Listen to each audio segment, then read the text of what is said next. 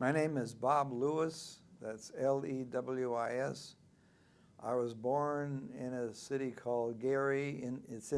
Located in Indiana. In 1930, May 10th of 1931. I went to Dixon Grammar School and then to Hirsch High School in Chicago. And then I worked for 2 years because I knew I was going to be drafted.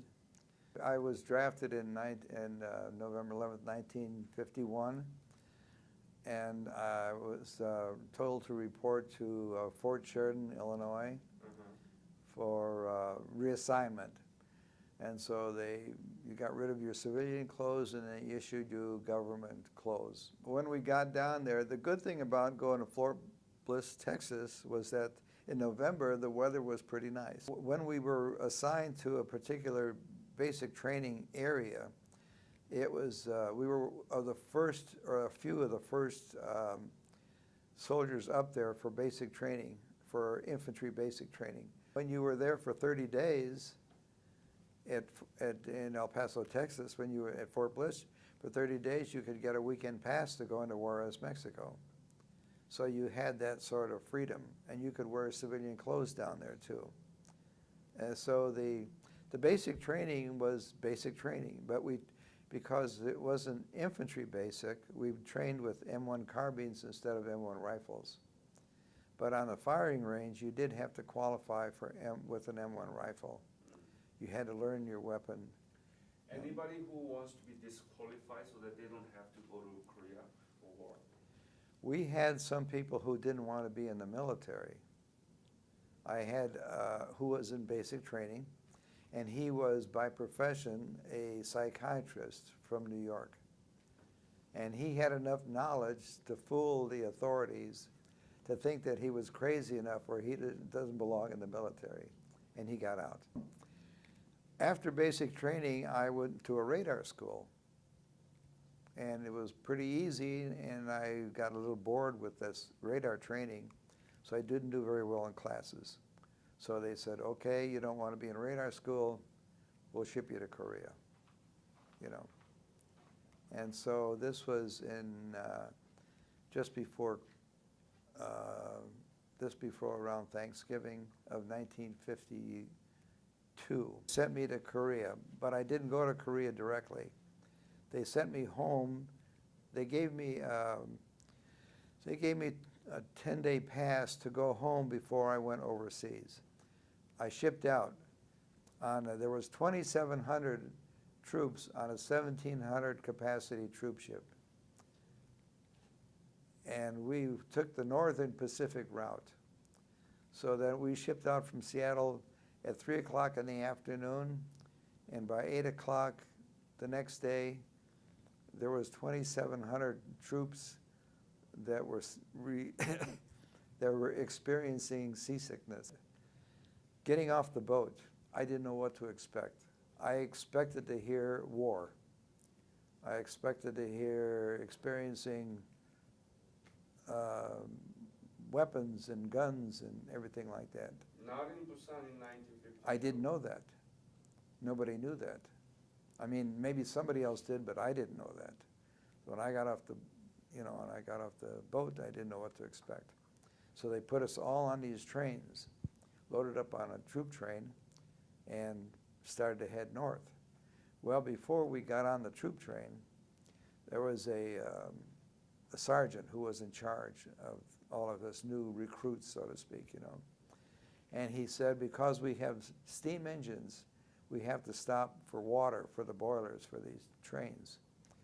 So he said, sometimes in the past the trains have experienced North Koreans coming down to attack the trains at that particular point. When the train stopped, I guess somebody met us and asked if we were going to an anti-aircraft artillery unit. We were trained for anti-aircraft artillery. So there was five of us replacements that got off the train and were met by a second lieutenant. And he greeted himself and he told us who he was and where we were going. And then in the Army, you learn a lesson. You learn that you never volunteer for anything in the Army. But in the Korea, they're not playing games. So somebody said, he asked if anybody here can type. And I said, yes, sir, I can. Because I had a year of typing and I worked in an office, so I could type. He said, good, you're the battery clerk replacement. We went right to the DMZ because that's where our equipment was. Right. And our equipment was entrenched on the DMZ to support the infantry as they went out on patrol. And they called in for what they call azimuth and elevation, where you raise your weapons and you fire over the hills, and that keeps the North Koreans' heads down while the infantry went out on patrol. That was our job. And we were also, but I never got that far.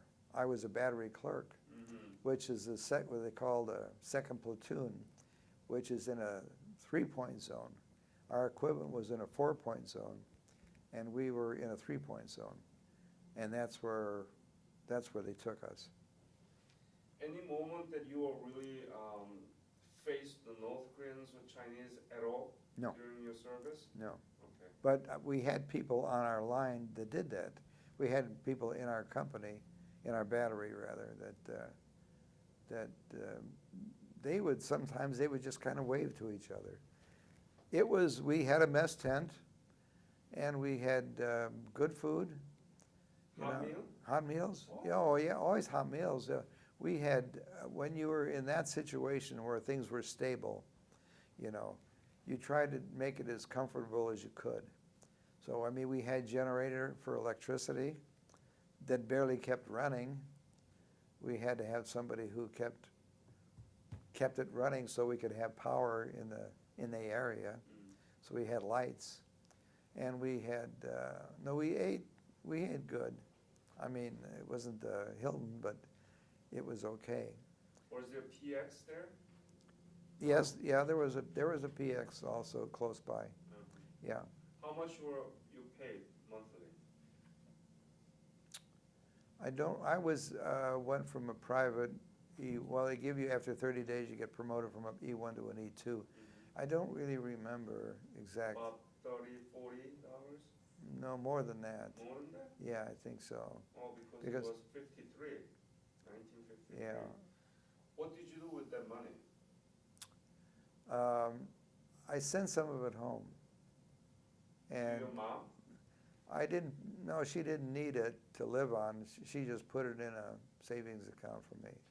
But I didn't save an awful lot, but I sent some money home. But my typical day was to go over I filed a personnel report that day of everybody who was there, who wasn't there, who was out on R&R, who was in the hospital, or something to that effect.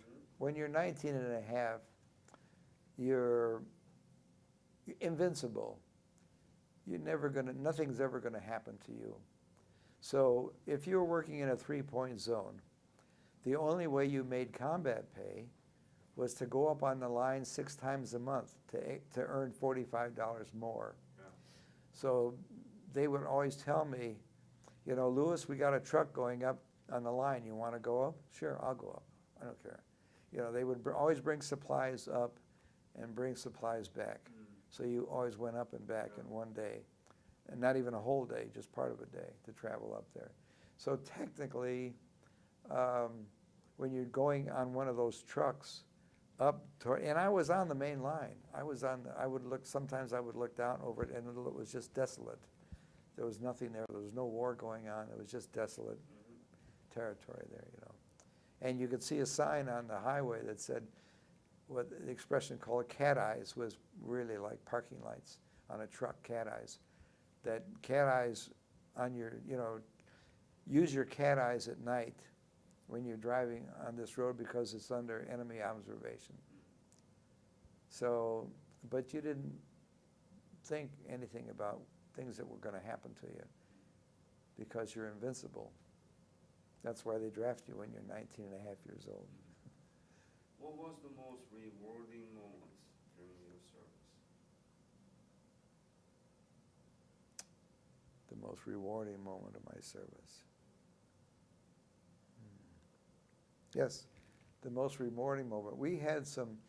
Our company, we had a battery commander who was promoted from lieutenant colonel to colonel. And the Jeep driver brought out his full colonel emblem to give it to him. And then he was transferred to another higher up, like the headquarters, battery headquarters. You move up because his job was no longer that. So we would have officers rotate to take charge of our unit. And we would get new officers all the time into that area, you know. So they were not really permanent. And I think the most rewarding part was when this one captain, I guess he was, wanted to make lieutenant major. They're always we call it bucking for a promotion. So you need to get more sleep. So he was threatening to do everything to us. If you didn't do this, you know, I'm going to break you down. And we used to kid to ourselves about, well, you better not sew your stripes on. You just better snap them on because he's going to take them off that quickly. And he made life pretty miserable for us. So anyhow, so the chaplain came in one day on a Friday night and sat down with his notebook and started taking notes about everything that was going on.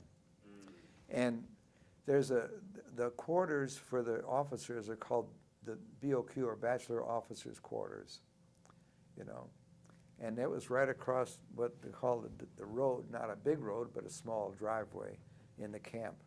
They were right across from our tent because you know, they couldn't stay too far from the office where they were. And it's Sunday morning, we heard a Jeep drive up. And we heard the slam on the brakes, you know. And then the next thing we heard was, just what the goddamn hell is going on in here? And it was a one-star general coming in to find out what was going on with that officer. Wow. And so butter would melt in his mouth after that. We had no trouble at all. So that was, to me, that was the best experience that I really had, you know, as far as that was concerned. There's some, because as a non-commissioned, as a soldier, you have no retribution for anything anybody does, you know. I mean, then when you see that happen. I left in October, which is another interesting story. 53? In 53, yes, October of 53. Because when you're discharged, you have to rotate 30 days prior to your discharge date. And so I knew that I was going to be going home before my 36 points, you know, so I was going to be discharged in October. Now, if you lived east of the Mississippi, and my home was in Chicago, if you lived east of the Mississippi, they put you on a boat with Colombian soldiers and everybody else that was not American citizens, you know. And you took that boat and you made a stop in Hawaii. So instead of flying me back, I was 2 weeks on the boat going from there to Hawaii. And they let us off the boat for a day in Hawaii, you know. And that was an interesting experience because then you could see plates, silverware, linens, people, you know. Living like the man. Enjoying the good life. As a matter of fact, you have to understand GIs and their mentality. As the boat came up into the dock, the Air Force band, some band was greeting the boat, and they were playing marches and things like that, and they had a line of hula girls, of women that were performing the hula dance. And so we were from here to there. I mean, the dock was close to you. We had all different decks. They had GIs with their binoculars. They couldn't get close enough to see the dances. What is the overall impact of the war and your service in your life when you came back? Personally, I feel that everybody should spend 2 years in the service. Everybody. You support for draft? Not support for draft. Well, support for draft. No. I support not a volunteer. mandatory. That's a draft. Well, not exactly. Oh, It not is- exactly, yes. yeah, You're right. draft is little lottery numbers and stuff. I think that everybody should be in some kind of either Army's services or some government program for at least 2 years. And and it should be mostly military. Why?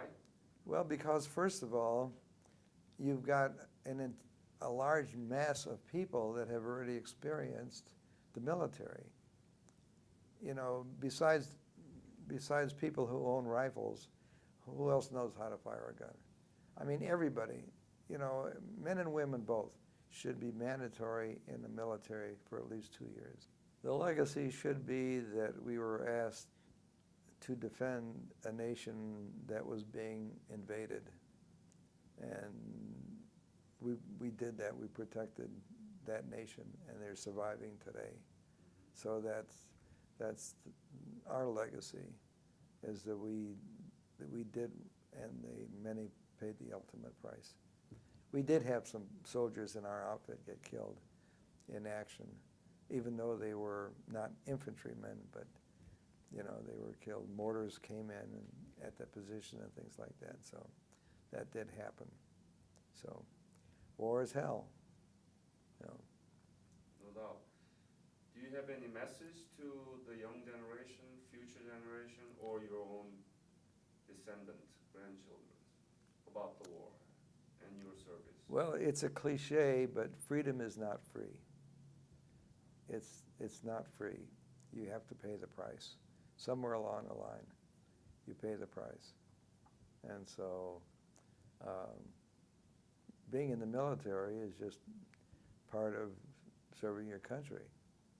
And my heart goes out to the other veterans who unfortunately experienced bad experiences from returning from combat, like the Vietnam veterans. They experienced terrible, terrible repercussions from their service, you know. So I came back as a hero.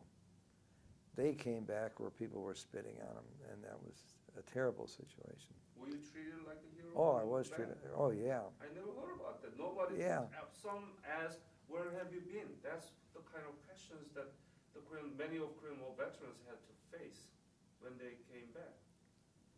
Well, I was treated as a hero when I came back, and I had my uniform on before I took it off. Wow. I was treated like a hero.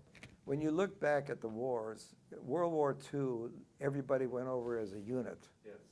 And so they had this camaraderie on a ship going over there. And then they came back as a unit.